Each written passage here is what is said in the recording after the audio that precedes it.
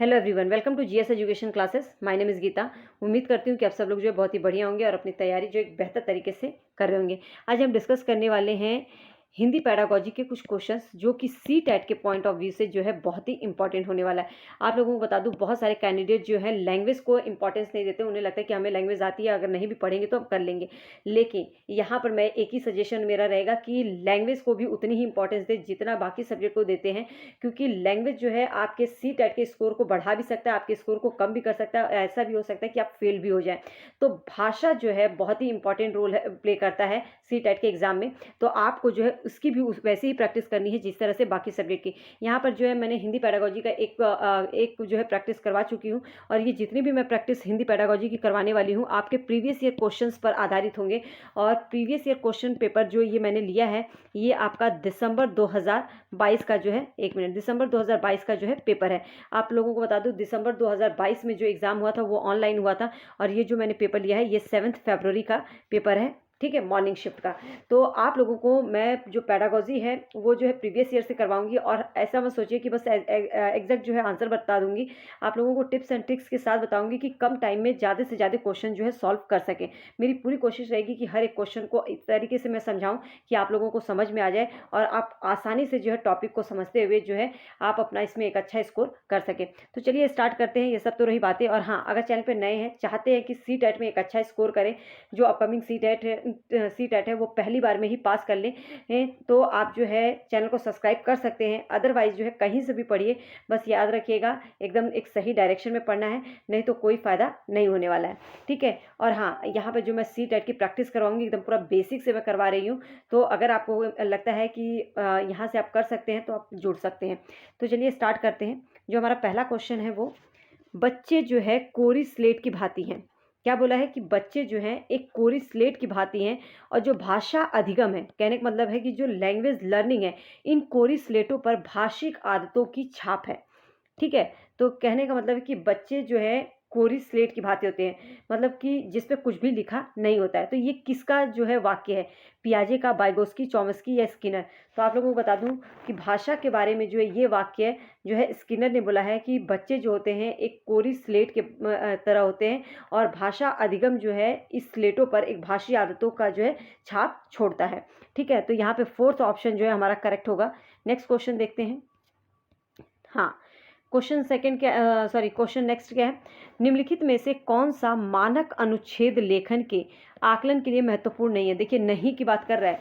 कहने का मतलब है मानक अनुच्छेद लेखन, अगर आपको एक अनुच्छेद लेखन का आकलन करना है तो इसमें से कौन सा महत्वपूर्ण नहीं है?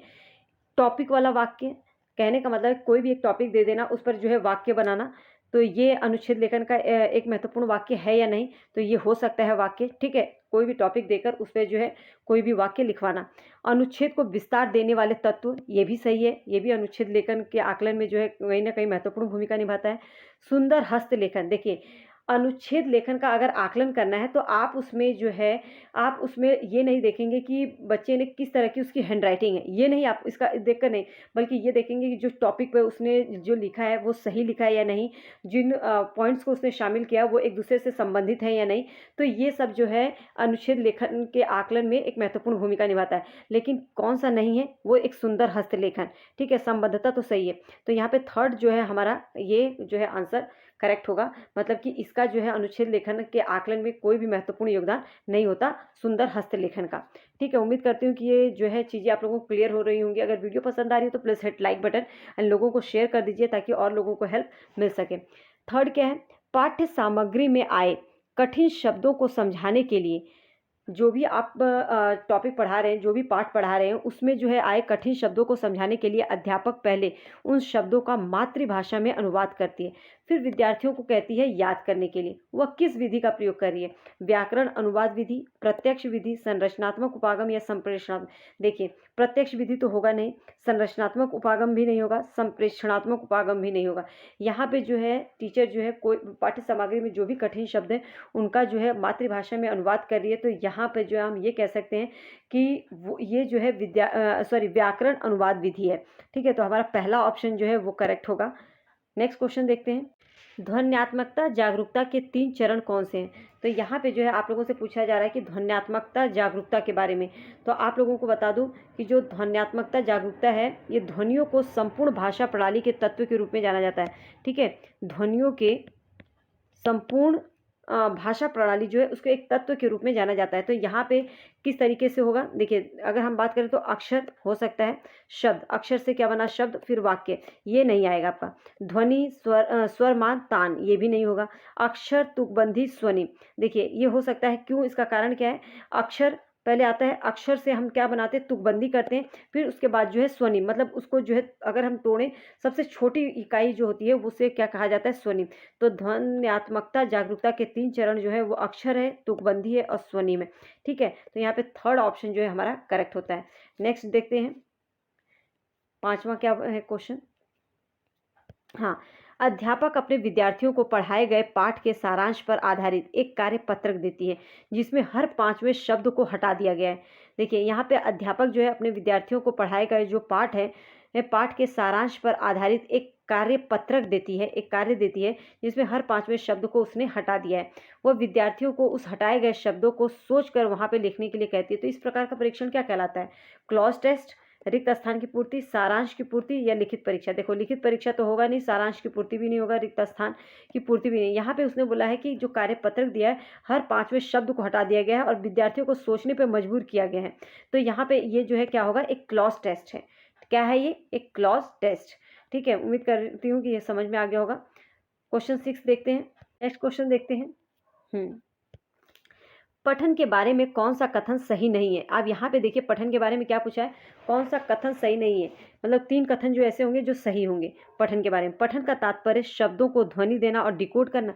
क्या पढ़ने का मतलब ये होता है कि हम उसमें उसको एक ध्वनि देते हैं और उसको एज इट इज़ मतलब डिकोड करते हैं, नहीं। पठन जो है एक रचनात्मक है, बिल्कुल पठन क्या है, रचनात्मक है। पठन किसी पाठ्य सामग्री को पढ़ने, उसे फिर ग्रहण करने और समझने की प्रक्रिया है, बिल्कुल सही बात है। तभी तो मौन पठन बोला जाता है कि क्योंकि उसे हम पढ़ते हैं, समझते हैं और ग्रहण करते हैं, फिर समझते हैं। पठन यह समझाने की क्षमता है कि रचनाकार क्या संप्रेषित करना चाहता है। जब हम पढ़ते हैं तो हमें ये समझने की कोशिश करते हैं कि जिसने भी ये लिखा है वो क्या कहना चाह रहा है। तो ये तीनों चीज़ तो सही है। क्या सही नहीं है, वो ये कि पठन का कार्य शब्दों को ध्वनि देना और डिकोड करना। तो यहाँ पे हमारा जो ऑप्शन करेक्ट होगा वो 1 होगा। ठीक है, नेक्स्ट देखते हैं। हाँ, भाषा अध्यापक जो है कक्षा 5 के विद्यार्थियों को कहती है कहानी में आए मुख्य पत्रों के बारे में विशेषण शब्दों की पहचान करने के बारे में कहती है। कहने का मतलब जो भाषा का अध्यापक है, भाषा अध्यापक है, कक्षा 5 के विद्यार्थियों को कहानी पढ़ाती है और उसमें जो भी शब्द आए हैं वो उनको उसमें से विशेषण शब्दों की पहचान करने को कहती है। तो यह पठन गतिविधि क्या कहलाएगी, गहन पठन, विस्तृत पठन, सरसरी तौर पे, सहयोगात्मक। देखो सरसरी तौर पे नहीं होगा, इसका सबसे बड़ा कारण है कि आप सरसरी तौर पे पढ़ेंगे तो समझ ही नहीं पाएंगे कौन सा विशेषण है, कौन सा संज्ञा है, कौन सा सर्वनाम है। ठीक है, तो ये तो होगा नहीं। सहयोगात्मक पठन भी नहीं कह सकते क्योंकि इसमें सहयोग की बात नहीं की जा रही है, इसमें बच्चों को जो है पूछा जा रहा है, पहचान करने को कहा जा रहा है, तो ये इंडिविजुअल बोला जा रहा है। विस्तृत पठन भी नहीं कहा जा सकता है। गहन पठन, बिल्कुल गहन पठन के आधार पर जब आप एकदम मौन होकर गहन पठन करेंगे तभी आप समझ पाएंगे कि जो भी उसमें है कौन सा संज्ञा है, सर्वनाम है, कौन सी क्रिया है, तभी आपको जो है चीज़ें क्लियर हो पाएंगी। सरसरी निगाह से आप जो है कुछ भी नहीं कर पाएंगे। तो यहाँ पे जो ऑप्शन हमारा होता है वो 1 जो है करेक्ट होता है। नेक्स्ट क्वेश्चन देखते हैं। निम्नलिखित में से कौन सा कथन बच्चों में उच्चारण कौशल के संवर्धन के बारे में सही है। देखो उच्चारण कौशल की बात कर रहा है कि उच्चारण कौशल के बारे में कौन सा कथन सही है। अगर आप थोड़ा सा सोच समझ के करें तो ऐसे क्वेश्चन को नहीं भी पढ़े होंगे ना तो भी आप कर लेंगे क्योंकि अंडरस्टैंडिंग बेस्ड होते हैं क्वेश्चन। विद्यार्थियों को उच्चारण का अभ्यास करना चाहिए जिससे कि वो बिल्कुल वैसा ही बोले जैसा कि ये देशज लोग बोलते हैं। बिल्कुल नहीं, यहाँ तो आपको रटवाने की बात कर रहे हैं, आप उसको अनुकरण करने की बात कर रहे हैं। विद्यार्थियों को कहना चाहिए कि वो दिन में अनेक बार शब्दों को दोहराएं, ऐसा भी नहीं है। ऐसे भी नहीं आप कह सकते, यहाँ पे दोहराना अगर वाक्य में आ जाए तो वो आपका जो है ऑप्शन गलत होता है। विद्यार्थियों को अच्छा उच्चारण सिखाने के लिए मदद करनी चाहिए। बिल्कुल, बच्चे अच्छे से बोलें, अच्छा उच्चारण करें, सही से उच्चारण करें, इसके लिए जो है आपको उनकी मदद करनी चाहिए। तो ये तो सही है। अध्यापक को ऐसी उच्चारण ड्रिल करवानी चाहिए जिससे कि वो देशज लोगों की भांति उच्चारण करना सीख लें। नहीं, ऐसा नहीं है, अब उसको बस सिखाएं कि वो करेक्ट बोले। ठीक है, उसमें उसकी मदद करें। तो यहाँ पे थर्ड ऑप्शन जो है हमारा करेक्ट होता है। नेक्स्ट क्वेश्चन देखते हैं। हाँ, क्या है, भाषा की कक्षा में विद्यार्थियों को इस विषय, एक मिनट, भाषा की कक्षा में विद्यार्थियों को इस विषय पर लिखने के लिए कहा गया है कि आपने अपना जन्मदिन कैसे मनाया। कहने का मतलब है बच्चों को, हर एक बच्चे को लिखा, बोला गया कि आपने अपना जन्मदिन कैसे मनाया, अपना विचार लिखो। इसके बाद अपने लेखन पर अपने सहपाठियों की प्रतिपुष्टि लेने के लिए कहा गया है। अपने सहपाठियों को ही दिया गया है चेक करने के लिए, क्रॉस चेकिंग के तौर पे, मतलब कि एक दूसरे का वो चेक करें। तो इस प्रकार का आकलन को क्या कहा जाएगा? योगात्मक आकलन? बिल्कुल नहीं, ये योगात्मक आकलन तो होगा नहीं। जिसमें योगात्मक आकलन तो वो होता है ना जिसमें आपके साल के एंड में आकलन किया जाता है। समूह आकलन, समूह आकलन, सहपाठी आकलन, देखो समूह आकलन, ग्रुप डिस्कशन तो हो नहीं रहा है, ग्रुप में तो आपका चेक नहीं करवाया जा रहा है। सहपाठी आकलन, बिल्कुल, क्योंकि सहपाठियों द्वारा जो है आपका फीडबैक लिया जा रहा है, तो सहपाठी आकलन हो सकता है। स्व आकलन, अगर वही आप स्वयं करते तो स्व आकलन होता है, तो यहाँ पे ये भी नहीं होगा, सहपाठी आकलन होगा, क्योंकि आपके पीयर ग्रुप में किया जा रहा है, आपके दोस्त उसको चेक कर रहे हैं। ठीक है, नेक्स्ट, बोली और लहजे के बारे में क्या सही है? लहजा प्रयोग की जा रही वास्तविक भाषा से संबंधित जो लहजे हैं, मतलब बोली और लहजे के बारे में बताया गया है कि बोली और लहजे के बारे में क्या सही है। तो लहजा प्रयोग की जा रही वास्तविक भाषा से संबंधित है। बोली इस बात को संबोधित करती है कि भाषा कैसे बोली जा रही है। नहीं, बोली जो है आम बोलचाल की भाषा होती है और लहजे जो वास्तविक भाषा से संबंधित है। लहजा बोलचाल वाले उन शब्दों व वाक्यांशों से संबंधित है जिसमें वक्ता की पहचान पता चलता है। बोली इस बात को संबोधित करता है कि भाषा कैसे बोली जाती है, ये भी गलत होगा। बोली प्रयोग की जा रही वास्तविक भाषा से संबंधित है और लहजा भाषा बोले जाने के तरीके से संबंधित है। देखिए, बोली जो है प्रयोग की जा रही वास्तविक भाषा से संबंधित है, सही बात है। हर जगह की बोली अलग अलग होती है और वहाँ की जो है वास्तविक भाषा से संबंधित होती है। और लहजा क्या होता है, वो भाषा जो है बोले जाने के लिए किस तरीके से बोली जा रही है उससे संबंधित है, किस तरीके से बोली जा रही है। तो यहाँ पे थर्ड ऑप्शन जो करेक्ट होगा, हमें फोर्थ ऑप्शन देखने की भी जरूरत नहीं है। जब बहुत बड़े बड़े ऑप्शन हो गए ना तो आपको उसको थोड़ा सा ध्यान से पढ़ने की जरूरत है, लेकिन वो क्वेश्चन बहुत ही आसान होते हैं जो बड़े बड़े जिनके ऑप्शन होते हैं। ठीक है, नेक्स्ट देखते हैं। अध्यापक अपने विद्यार्थियों को कुशल वक्ता किस प्रकार से बना सकते हैं? अध्यापक जो है अपने विद्यार्थियों को एक कुशल वक्ता किस प्रकार बना सकते हैं? याद की गई कहानियों को सुनाने के लिए कहकर, यहाँ पे तो याद की गई कहानियों को एज इट इज सुनाने की बात किया जाए तो ये तो होगा नहीं। सामाजिक अंतःक्रिया के दौरान काम आने वाली कुछ वाक्यों को सिखाकर कक्षा में अपने आप को व्यक्त करके, देखें, सामाजिक अंतःक्रिया के दौरान काम में आने वाली कुछ वाक्यों को सिखाकर, ऐसा नहीं है कुछ वाक्य सिखाने से ही बच्चे के अंदर जो है कुशल वक्ता नहीं बन सकता। कक्षा में अपने आप को अभिव्यक्त करने का अवसर देकर, बिल्कुल ये हो सकता है, क्योंकि जब बच्चे को आप अवसर देंगे तो वो अपने विचारों को प्रस्तुत करेगा, तो एक तरह से वो जो है कुशल वक्ता बन सकता है अगर वो अपने विचारों को उसको जो है अच्छे से अभिव्यक्त कर सके। तो कक्षा में अपने आप को अभिव्यक्त करने का अवसर देना, ये तो सही बात है और ये कहीं ना कहीं पॉजिटिव है चीज़ें कि बच्चों को अवसर दिया जा रहा है। संतरात परीक्षा के दौरान पूछे जाने वाले अनुच्छेदों को सीखने व बोलने के द्वारा, तो ये भी आपका सही नहीं होगा, आपका यहाँ पे थर्ड ऑप्शन जो है करेक्ट होता है। नेक्स्ट क्वेश्चन देखते हैं। चौथी कक्षा के विद्यार्थियों को मानक पठन परीक्षा के लिए कैसे तैयार किया जा सकता है? मानक पठन परीक्षा के लिए मतलब एक स्टैंडर्ड जो पठन होता है उसकी परीक्षा के लिए कैसे तैयार किया जा सकता है? बच्चों से ये कहना कि टेस्ट बहुत महत्वपूर्ण है, उन्हें अपने सर्वोत्तम देना है। क्या आप ये कहकर बच्चों को पढ़ने के लिए कहेंगे कि ये जो टेस्ट है बहुत ही महत्वपूर्ण है, इसमें आपको अपना बेस्ट देना है? नहीं, अधिकांश कक्षा अच्छी कर ही लेगी, लेकिन कम पठन क्षमता वाले विद्यार्थियों को प्रशिक्षण देना। यहाँ पे तो आप कैटेगराइज कर लिए, सभी बच्चों को एक ज़रूरत होती है। परीक्षा में आने वाले प्रश्नों से मिलते जुलते प्रश्नों के उत्तर का अभ्यास करवाना, तो ये कहीं ना कहीं बात सही है। पहले से करवाए गए टेस्ट के सभी प्रश्नों का ज्यों का त्यों याद करवाना आ गया तो ये ऑप्शन गलत हो गया। सर्वोत्तम, देखिए टेस्ट बहुत महत्वपूर्ण है, उन्हें अपना सर्वोत्तम देना चाहिए, ऐसा आप लोग बच्चों को कहकर नहीं तैयार कर सकते। चूँकि अधिकांश कक्षा अच्छा करे, क्योंकि बहुत सारे बच्चे जो है बहुत ही अच्छा कर रहे हैं, कम पठन क्षमता वाले जो विद्यार्थी हैं उन्हीं पर बस ध्यान देना, फिर प्रशिक्षण देना, तो ये भी आप कैटेगराइज कर रहे हैं, बच्चे में कहीं ना कहीं हिंसा की भावना आएगी, तो ये भी गलत है। देखिए, अगर आप मानक पठन परीक्षा के लिए तैयार किया जा सकता है, मतलब चौथी कक्षा के विद्यार्थियों को एक मानक पठन परीक्षा के लिए तैयार करना है, तो उन विद्यार्थियों को उसी प्रकार के प्रश्न देने चाहिए टेस्ट में जिस तरीके के जो है उन्होंने एग्जाम के लिए सेट किया है। कहने का मतलब मिलते जुलते प्रश्नों का जो है उन्हें जो है अभ्यास उनको प्रैक्टिस करवानी चाहिए। थर्ड ऑप्शन जो है यहाँ पे हमारा करेक्ट होता है। उम्मीद करती हूँ कि ये क्वेश्चन आप लोगों को समझ में आ गया होगा। नेक्स्ट देखते हैं, नेक्स्ट क्वेश्चन क्या है। कक्षा में विद्यार्थियों को योगात्मक आकलन हेतु अपने लिखित कार्यों का पोर्टफोलियो तैयार करने के लिए कहा गया है।